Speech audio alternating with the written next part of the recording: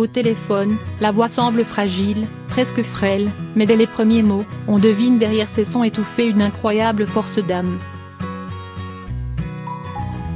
À 87 ans, Josette Audin n'a rien perdu de sa détermination à faire connaître la vérité, toute la vérité sur la mort de son mari, Maurice Audin, torturé et assassiné à l'âge de 25 ans par l'armée française pendant la bataille d'Alger, en 1957. Maurice était l'amour de sa vie, jamais elle ne s'est remariée.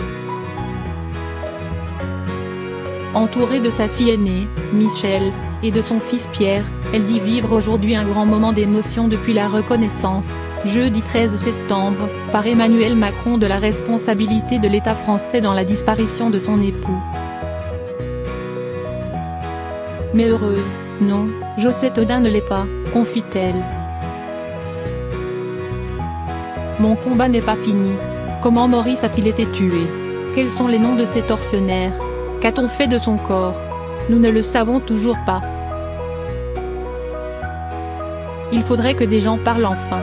Malgré les dizaines d'enquêtes menées, les nombreux livres publiés, les archives officielles déjà déclassifiées et le travail de plusieurs historiens, cette affaire reste, en effet, l'un des derniers secrets de la guerre d'Algérie.